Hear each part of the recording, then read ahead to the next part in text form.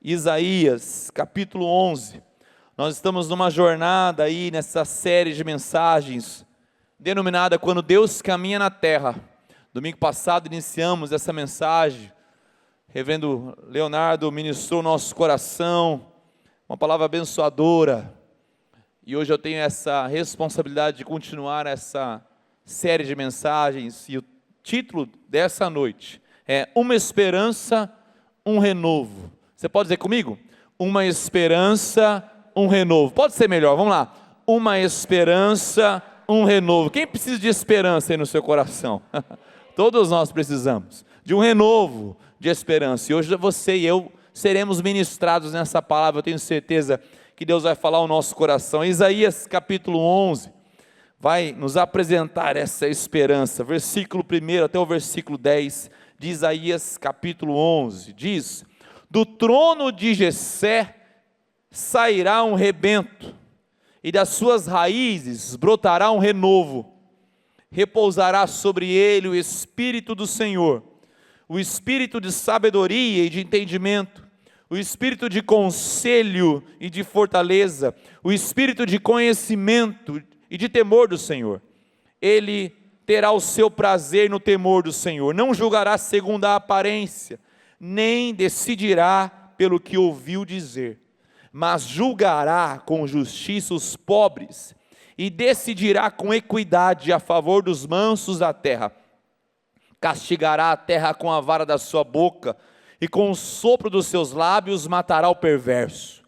O cinto dele será a justiça, e a verdade será a faixa na cintura.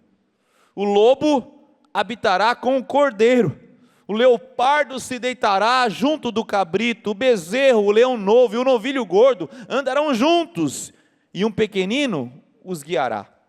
A vaca e a ursa passarão juntas, e as suas crias juntas se deitarão. O leão comerá palha como o boi, a criança de peito brincará sobre a toca da cobra, e o já desmamado meterá a mão no ninho da serpente. Não se fará mal nem dano algum em todo o seu santo monte, porque a terra se encherá do conhecimento do Senhor, como as águas cobrem o mar. Naquele dia, a raiz de Jessé estará posta por estandarte dos povos, as nações recorrerão a ela, e a glória será a sua morada. Uma esperança, um renovo. Essa palavra do profeta Isaías é uma palavra poderosa, e essa mensagem, na verdade essa série de mensagens, vai falar sobre o Deus que viria na perspectiva do Velho Testamento. Quando olhamos para os profetas, as profecias, falando do Messias, eles tinham a expectativa de um Deus que viria, mas também fala na perspectiva do nosso olhar para o dia de hoje, do Deus que veio. Quando vamos celebrar o Natal, Deus encarnado, podemos dizer que Deus já veio entre nós, amém ou não, irmãos? Mas também na perspectiva escatológica, futura, de um Deus que virá. E Isaías parece passar pelos tempos. Você sabe muito bem que o profeta Isaías, seus escritos, antecedem 700 anos antes do nascimento de Jesus. Muito tempo antes, Deus já havia colocado no coração deste homem, desse profeta, algo em uma profecia que aconteceria ainda. Nós vivemos os ares da encarnação, quando nos lembramos do Natal. As verdades natalinas, se aplicadas no coração de um homem ou de uma mulher, podem causar uma grande transformação na nossa vida. Então, nessa série, e Isaías vai nos ajudar muito em vários textos, eu quero que você e eu possamos rememorar a importância do Natal. Você pode até questionar, Jesus não nasceu no dia 25 de dezembro, pastor, vamos lá, né? Bem provavelmente ele não tenha nascido nessa data mesmo. Mas pouco importa, porque para o coração do homem e da mulher que se rende a Jesus Cristo, todo dia devia ser um dia para celebrar a encarnação do nosso Salvador. Você está entendendo isso? Então, se o mundo se dobra a essa data, nada mais significativo para mim e para você como igreja, como filhos e filhas de Deus, mostrarmos o real significado dessa data. Porque insistem em tirar Jesus da grande celebração do Natal.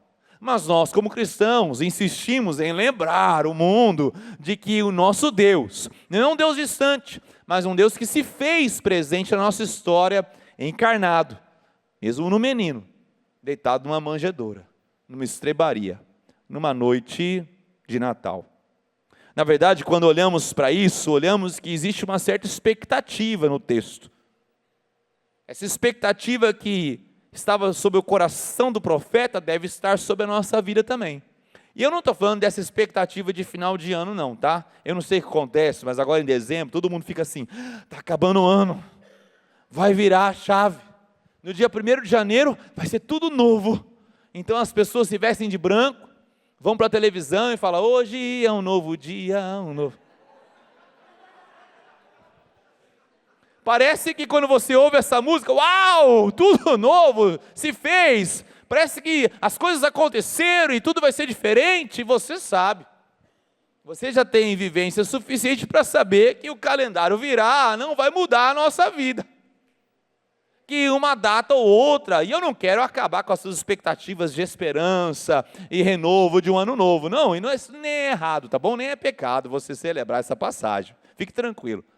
Mas é fato que você e eu temos que ser maduros o suficientes e bíblicos o suficientes e profundamente bíblicos para entender que a gente precisa muito mais do que uma data ser trocada para a nossa vida ser mudada. A nossa esperança não pode estar em um show de fogos que se faz na virada do ano. A nossa esperança não pode estar em nome de Jesus, meu irmão, a roupa que você vai passar a passagem de ano, né? Misericórdia, né? Tem o horóscopo gospel.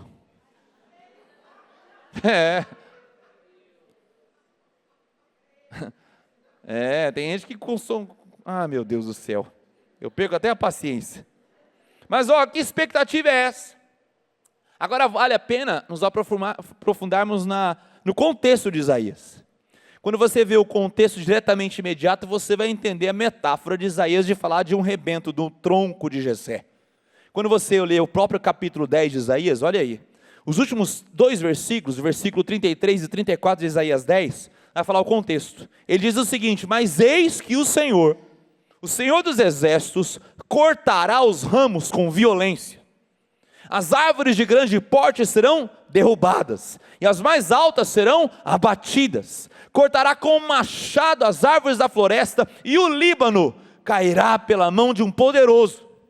A cena aqui de Isaías capítulo 10, quando se fecha esse ato da profecia de Isaías, é uma terra arrasada, devastada. É como se fosse uma floresta cortada, queimada, acinzentada, pelas próprias mãos do Deus Todo-Poderoso. Ele parece dizer, ei, toda a artimanha humana cairá por terra, até mesmo o cedro do Líbano cairá pela mão de um poderoso. Cortará com machado as árvores da floresta. Ele continua a usar essa figura da floresta. Ele fala, olha, é terra arrasada, cortada, quebrada, toda aniquilada. Parece que muitas vezes a nossa vida é assim. Terra arrasada. E ficamos a esperar um motivo para termos esperança. O problema é que muitas vezes os motivos pelos quais guardamos o nosso coração são motivos que nunca vão satisfazer a esperança pela qual temos o anseio de tê-la. Parece que quando olhamos para a sociedade, quando olhamos externamente ao nosso redor, vemos uma sociedade totalmente quebrada, aflita, como uma terra arrasada. Mas quando olhamos para interiormente o nosso coração, para o nosso mundo interior, também vemos a mesma cena. Mas eis que salta das páginas Isaías capítulo 11. E Isaías 11, do qual nós lemos, que é o texto principal da mensagem, fala o seguinte, ele inaugura o versículo 1, do tronco de Jessé, no meio dessa terra arrasada, sairá um rebento de esperança, das suas raízes brotará um renovo. Me veio à mente quando eu estava fazendo essa mensagem, C.S. Lewis, quando escreve As Crônicas de Nárnia, grande cristão, apologeta cristão, que escreveu As Crônicas de Nárnia, e numa de seus escritos, se você já assistiu o filme também, mostra ali alguns seres humanos que encontram esse mundo chamado Nárnia. E ao chegar em Nárnia, você há de se lembrar que alguns personagens, animais, eram falantes, falavam. Era um mundo mágico. Mas eles chegam nesse mundo, é um mundo coberto por neve, muito frio, uma nevasca. Lembra que eu estou falando de hemisfério norte? E lá, a seguinte frase é o seguinte: é sempre inverno, mas nunca chega o Natal. É sempre inverno, mas nunca chega o Natal, porque no hemisfério norte, o Natal é sempre antecedido pela neve, pelo frio. Então, quando chega o frio, você pensa, está chegando a data do Natal. E esses personagens, um especial, um castor falante, ele vem e apresenta a expectativa que eles tinham no coração, de que um dia, um tal de leão Aslan, que é a representação de Jesus Cristo em Nárnia, chegaria, retornaria, melhor dizendo, e acabaria com o inverno, então o Natal chegaria. E é interessante porque essa expectativa que estava naquelas criaturas mágicas, deste conto de Nárnia, escrito por C.S. Lewis, ele mostra a mesma expectativa que deveria estar no nosso coração. Há um poema que ele cita, ele fala: o errado será certo ou corrigido quando Aslan aparecer. Ao som de seu rugido, as tristezas não existirão mais.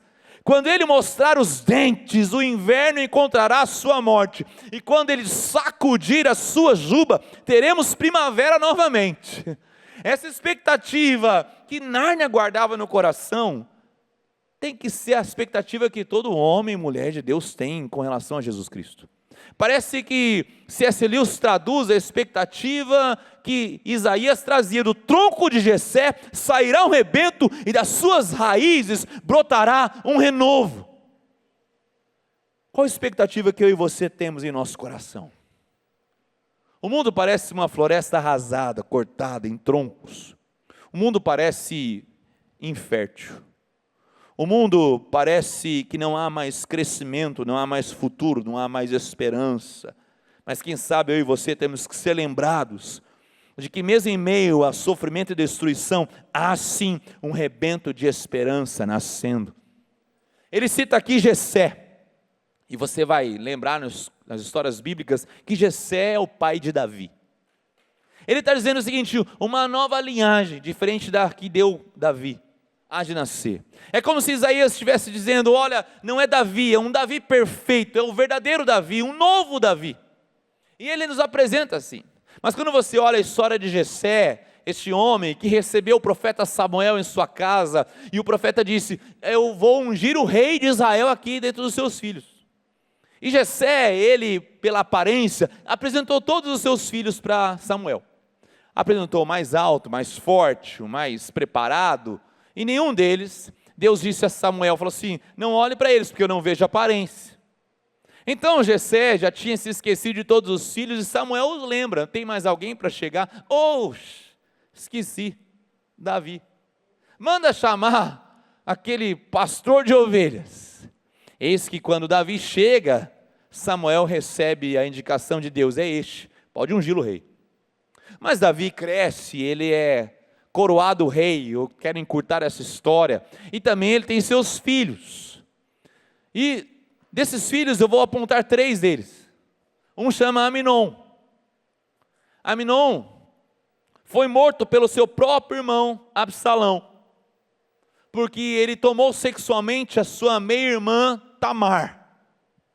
Absalão vai lá e mata Aminon. Olha só, os descendentes de Davi. Absalão, ele trai a confiança do pai a ponto de usurpar o trono do rei Davi, do seu próprio pai. Mais tarde, um outro dos filhos de Davi, o mais famoso, chamado Salomão, conhecido pela sua riqueza, pela sua sabedoria, Salomão começou muito bem, mas terminou muito mal. A história diz que ele terminou com 1000 mulheres, em profunda idolatria, porque ele se curvou diante dos deuses das suas mulheres. Começou bem, mas terminou mal. Quando Isaías fala que um novo rebento sairá do tronco de Jessé, ele não está se referindo a nenhum deles. Ele está apontando além desses atos falhos desses personagens. Ele está falando da raiz de Davi. Ele está falando do leão da tribo de Judá. Ele está se referindo a Jesus Cristo. Quando olhamos para a genealogia de Jesus em Mateus, capítulo 1, Jessé é apresentado, Davi é apresentado, mas em um deles é enaltecido os seus grandes feitos. Quando você lê a genealogia de Jesus, você vê que Davi é apresentado não como rei, mas como adúltero. Você vai ver outros membros da família de Jesus que não eram muito legais. Você vai ver, por exemplo, uma prostituta chamada Raabe. Você vai ver um homem chamado Manassés. Gente boa, Manassés. Ele só sacrificou o filho dele para um dos deuses. Uma família totalmente disfuncional. Uma terra arrasada aos nossos olhos.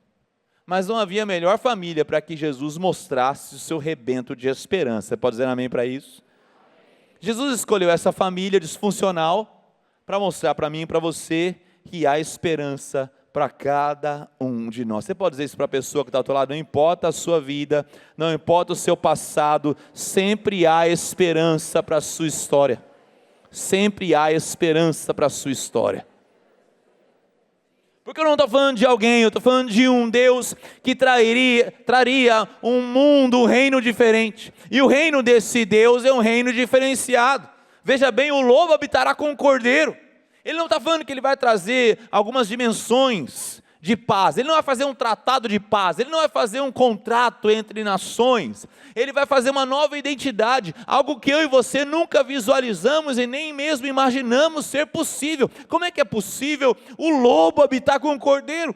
Como é possível o leopardo se deitar com o cabrito, o bezerro, o leão novo e o novilho gordo andarem juntos e um pequenino guiar essas feras? Como é possível a criança de peito brincar sobre a toca de uma cobra? Como é possível o já desmamado meter a mão no ninho da serpente? É uma realidade pacífica que eu e você nem mesmo sequer sonhamos em viver. Já basta respeitar uns aos outros. É a paz que queremos. Para você ver como ansiamos pouco. Como a nossa expectativa em Deus é tão ínfima, perto do que Deus pode nos oferecer. Ele está mostrando: ei, vocês não entendem o que eu tenho para vocês. Vocês ainda não compreenderam a dimensão do meu reino. Eu vou te mostrar um pouco, uma pequena foto, para que você consiga vislumbrar, mesmo que distante, o que eu tenho para vocês. É um novo reino, é um novo rei, é um rebento de esperança, é um mundo que não vai mais pelas aparências, porque o versículo 3 fala: não julgará segundo as aparências. É um mundo que nós vivemos hoje de injustiças, mas diz o texto no versículo 4, que ele julgará com justiça, não essa justiça que eu e você entendemos, mas a justiça de Deus. É um mundo que não entende as verdades, mas ele fala que ele tem uma faixa, o cinto dele, o cinturão é a verdade. Esse tipo de reino, esse tipo de rebento, esse tipo de broto de esperança, que nasce de uma forma tão simples, uma estrebaria. Quando olhamos para o mundo de hoje e vemos as consequências da nossa natureza pecaminosa, guerras, pessoas que entram em escolas e atiram umas nas outras, pobreza, fome, pessoas que desviam dinheiro público para o seu próprio benefício em detrimento de outras pessoas. Você vê balança da justiça que não está equilibrada. Você vê o egoísmo, você vê a maledicência, a impureza. Parece difícil pensar num mundo como esse. É porque nós pensamos pelas nossas próprias armas e artimanhas humanas. Nunca chegaremos lá pelas nossas próprias forças. A não ser que nos rendamos à promessa de Isaías capítulo 11, do tronco de Jessé sairá um rebento. Preste atenção, é um broto de esperança. Parece significar muito Jesus Cristo. Jesus Cristo representa esse broto de esperança em meio a uma floresta arrasada. Você já caminhou em uma parte de mata com troncos cortados e de repente você vê uma pequena planta nascendo de um deles. Você olha aquilo lá e você fala, pode vir alguma coisa boa de Nazaré? Ah, eu conheço Jesus. Ele não é filho de José, o carpinteiro, Maria? Eu conheço seus irmãos. Não é assim que as pessoas falam para nós? Ah, agora vai falar que é crente. Ah, te conheço, sei o que você fez no verão passado. Não me engana não. Ah, isso aí é fogo de palha, já passa. Ah, é nada, isso aí é insignificante. Daqui a pouco ele está com a gente. Deve ter dado uma pirada na cabeça. O pastor enganou ele, certeza que o pastor enganou ele. Fizeram lavagem cerebral. As pessoas acham que entram numa igreja, tem uma câmera, você coloca um negócio na cabeça, e você sai com a cabeça diferente, lavou. Aconteceu alguma coisa, tiraram o espírito dele, abduzido. Aconteceu alguma coisa com essa pessoa, não é possível. É que as pessoas não dão importância ao broto de esperança. Elas continuam a te lembrar da terra arrasada. Elas continuam a te lembrar de que você é uma terra seca, de que não há vida mais para você. Mas eu e você temos que lembrá-los que realmente é um broto, mas esse broto já cresceu, chama-se Jesus Cristo. Eu escrevo aí que embora os olhos humanos possam ver um quadro sombrio, Deus prepara as raízes para irromper num novo rebento de esperança. É o novo Davi, a partir do tronco de Jessé, que vai trazer essa esperança ao nosso coração. Quando nós falamos de rebento, de esperança, eu não posso deixar de lembrar de Jesus, naquela manjedoura. Eu fico imaginando Maria, levando Jesus, o Filho de Deus, em seu ventre. De repente José diz, Maria, precisamos ir para Belém, recenseamento, é obrigatório, você precisa ir comigo. E ela enfrenta aquela viagem. Não se diz se foi num burrico, num cavalo, como que ela fez essa viagem, mas certamente levou alguns dias. Não tinha um hotel no beira da estrada, uma cama para descansar, não tinha nem mesmo um posto de gasolina para tomar uma água, tomar um café com pão de queijo. Ela enfrentou aquela viagem já avançada na sua gestação. Certamente tiveram que acampar em meio à estrada, perigos. E quando chega a Belém, Belém é uma cidade tão pequena, e de repente recebe essa ordem de recenseamento, não estava preparada para ganhar tantos visitantes numa mesma época. O que aconteceu? Não tinha onde ficar. As casas dos parentes mais próximos estavam cheias, aqueles que tinham algum tipo de cama extra, quem sabe já tinham alugado para os viajantes daquela região. Então José e Maria chegam naquela noite, procuram um lugar para ficar e não tem a não ser um estábulo. Sim, o lugar onde os animais ficavam. Quem sabe alguém, num lapso de misericórdia, disse, olha José, vem cá, eu sei, sua esposa está grávida, eu tenho um lugar muito simples, mas é o único lugar que eu tenho, se você quiser pelo menos passar a noite, amanhã a gente vê se a gente acha um lugar melhor para você, mas é aqui onde eu guardo os animais, eu retiro alguns, e você fica com esse espaço, e sabe, eu te ajudo a fazer uma fogueira para aquecer vocês durante a noite, mas é o único lugar que eu tenho. Eu fico imaginando José, um homem muito caprichoso, um homem de verdade, porque foi capaz de assumir Maria, mesmo nessa condição toda. Ele deve ter deixado Maria já ali com as contrações, as primeiras contrações do parto, deixou ela num canto, tentando deixar ela um pouco mais acomodada, quem sabe adaptou algum tipo de vassoura, começou a varrer aquele estábulo correndo, você sabe como o homem faz as coisas, faz mais ou menos. E do jeito que dava, ele tentou limpar ali, quem sabe conseguiu alguma coisa para tirar as fezes de animais que tinham ali por perto, sem contar com os pequenos animais, tipo os ratos e baratas. Um lugar não adequado para o rei dos reis nascer, mas era o que tinha.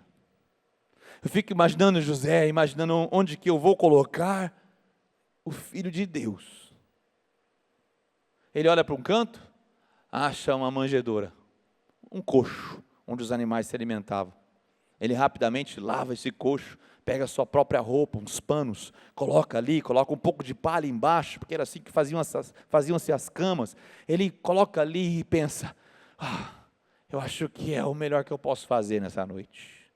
Eis que nasce Jesus Cristo, um rebento de esperança. Foi visitado por pastores naquela noite, Depois esses magos do Oriente, essas figuras diferentes, que diziam ser guiados por uma estrela, ao procurarem o rei dos reis, o rei dos judeus, melhor dizendo, eles vão aonde? Ao palácio de Herodes. Erram. Porque, na nossa cabeça, como que um rei pode nascer a não ser num palácio? Certamente eles perguntaram: Herodes, você teve mais um filho?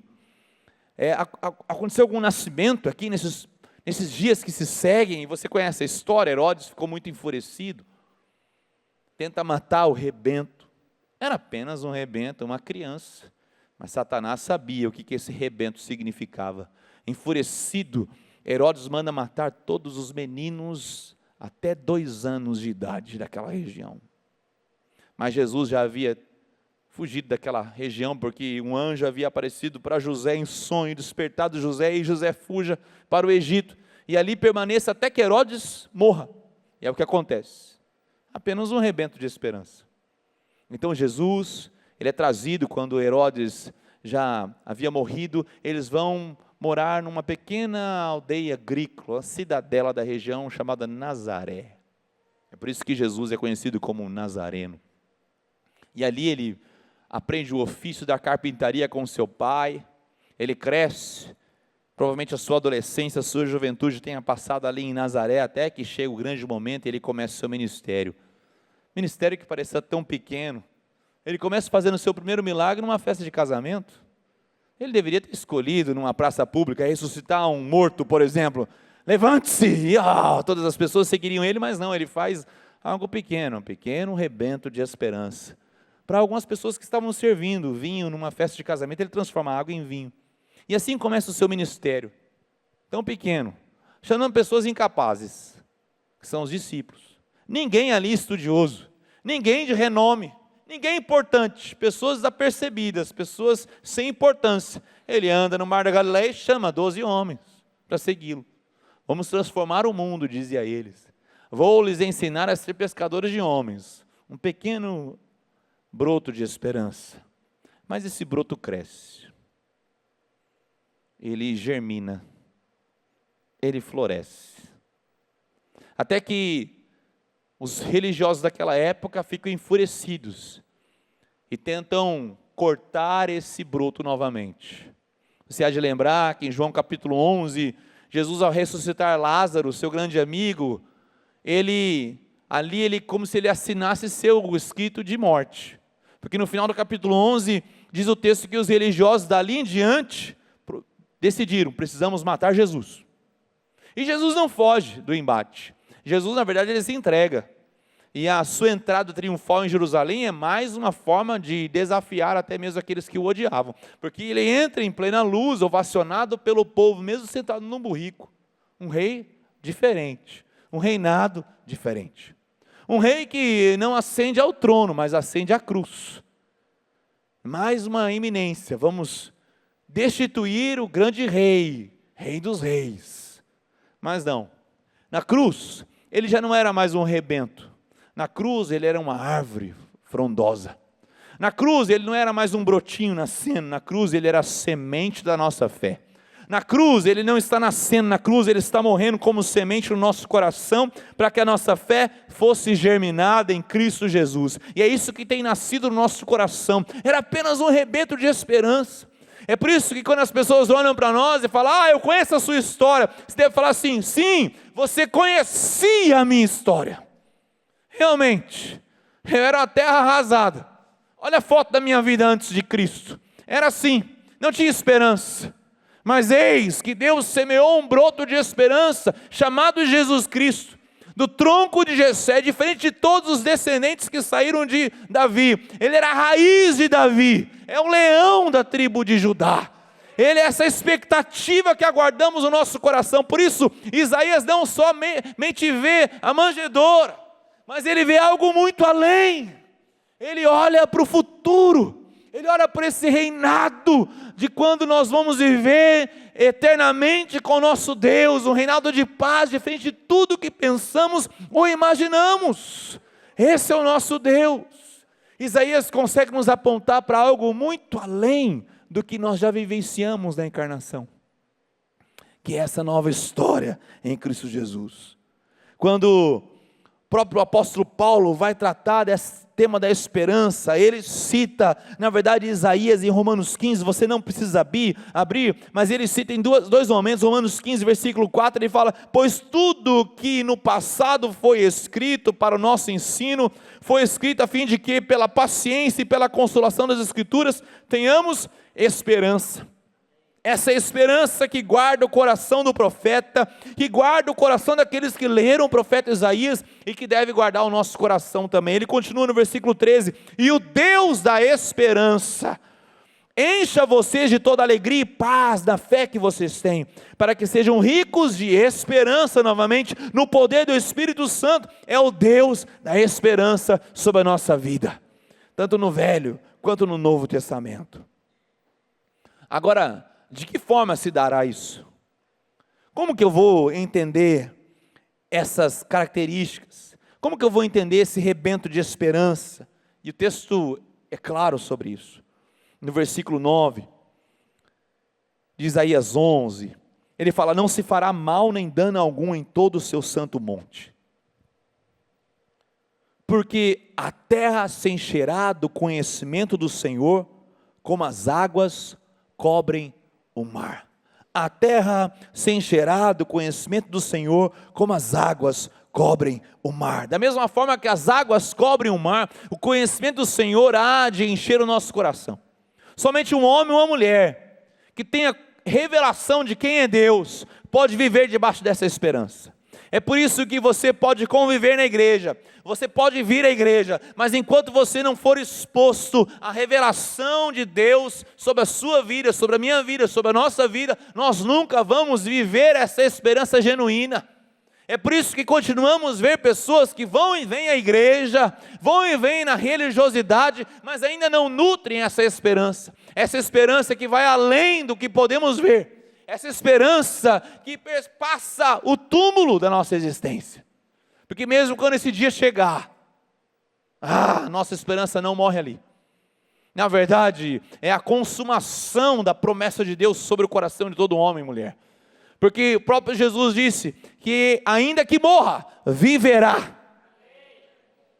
Ele diz: eu sou a ressurreição e a vida, quem crê em mim, ainda que morra, viverá. Essa é a esperança que guardamos, não é um conhecimento superficial. Ele fala como as águas cobrem o mar. E se tem algo imenso nessa criação, é o oceano.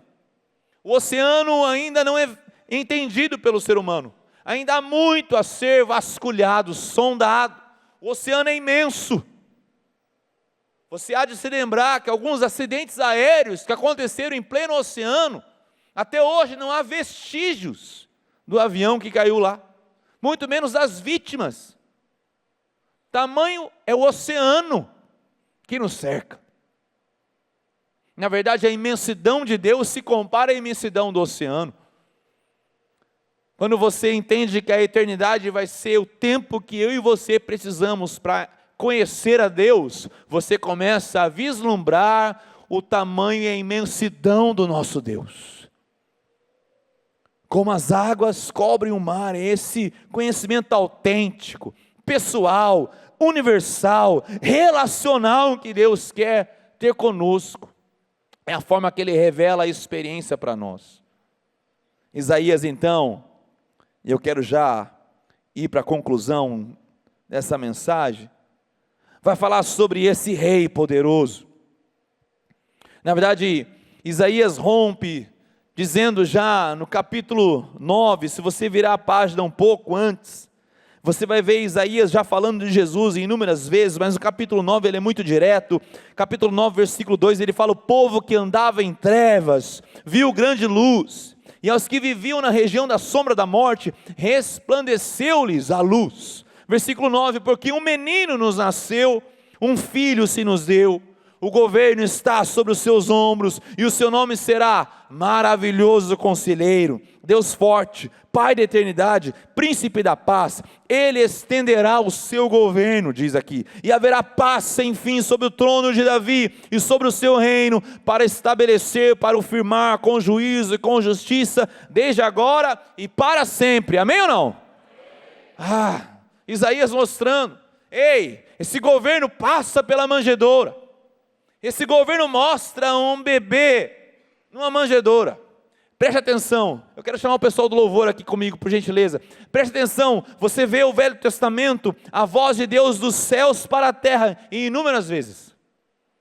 Mas a primeira vez no Novo Testamento que você ouve a voz de Deus, ela ecoa da terra. E a voz de Deus se dá pelo choro de uma criança. Você quer coisa mais vulnerável do que o choro de uma criança?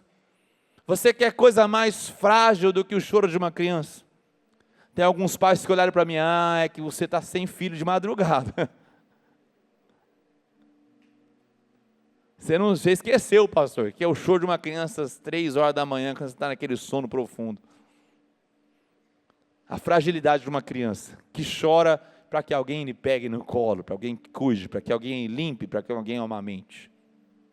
É um rebento de esperança. Isaías nos mostra isso. Há de nascer um menino, Emanuel, Deus conosco. Mas ele também aponta para a vinda do Messias, a volta de Cristo. Quando olhamos para esse novo reino, onde há uma paz que nós nem mesmo ansiamos, algo extraordinariamente diferente.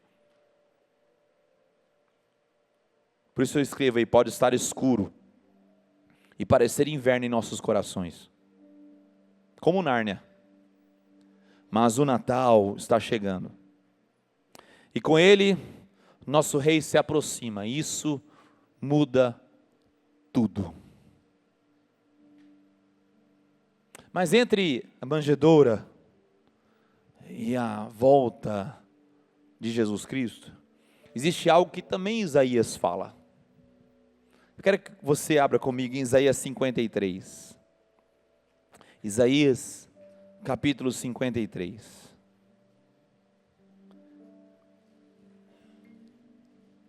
Isaías 53 diz: quem creu em nossa pregação, e a quem foi revelado o braço do Senhor, porque foi subindo como um renovo diante dele, e como raiz de uma terra seca, não tinha boa aparência nem formosura, olhamos para ele, mas não tinha nenhuma beleza que nos agradasse, era desprezado e o mais rejeitado entre os homens, homem de dores, que sabe o que é padecer, e como um de quem os homens escondem o rosto, era desprezado e dele não fizemos caso. Certamente ele tomou sobre si as nossas enfermidades, e as nossas dores levou sobre si, e nós o considerávamos como aflito, ferido de Deus e oprimido, mas ele foi traspassado por causa das nossas transgressões, e esmagado por causa das nossas iniquidades, o castigo que nos traz a paz estava sobre ele, e pelas suas feridas fomos sarados. Todos nós andávamos desgarrados como ovelhas, cada um se desviava pelo seu próprio caminho, mas o Senhor fez cair sobre ele a iniquidade de todos nós. Ele foi oprimido e humilhado, mas não abriu a boca. Como cordeiro foi levado ao matadouro, e como ovelha muda diante dos seus tosqueadores, ele não abriu a boca. Pela opressão e pelo juízo ele foi levado, e de sua linhagem quem se preocupou com ela? Porque ele foi cortado da terra dos viventes, foi ferido por causa da transgressão do meu povo. Designaram-lhe a sepultura com os ímpios, mas com o rico esteve na sua morte, embora não tivesse feito injustiça e nenhum engano fosse encontrado em sua boca. Todavia ao Senhor agradou esmagá-lo, fazendo-o sofrer. Quando ele dera a sua alma como oferta pelo pecado, verá a sua posteridade e prolongará os seus dias, e a vontade do Senhor prosperará nas suas mãos. Ele verá o fruto do trabalho de sua alma e ficará satisfeito. O meu servo justo, com o seu conhecimento, justificará muitos, porque as iniquidades deles levará sobre si. Por isso, eu lhe darei a sua parte com os grandes, e com os poderosos ele repartirá o despojo, pois derramou sua alma na morte, e foi contado com os transgressores. Contudo, levou sobre si o pecado de muitos e pelos transgressores intercedeu. Entre a manjedoura e a vinda de Cristo, houve uma cruz. Houve uma cruz. Ainda que seja terra arrasada, há um broto de esperança, amém, queridos? E esse broto tem nome, chama-se Jesus Cristo. A nossa esperança não é uma ideologia que carregamos no coração. Em meio a toda a devastação que você possa estar vivendo na sua vida pessoal, lembre-se, há esperança em Jesus Cristo. Lembra de Nárnia? É inverno, mas nunca é Natal. Mas nós já vivemos o Natal. Se olhamos para a manjedoura e vemos um Deus que foi capaz de ocupar essa manjedoura, por que não vamos crer no restante das promessas dele? Ele um dia há de voltar, há de resgatar a nossa história, há de cumprir a sua promessa sobre a nossa vida. Um rebento de esperança. Jesus Cristo, o nosso Salvador. Amém?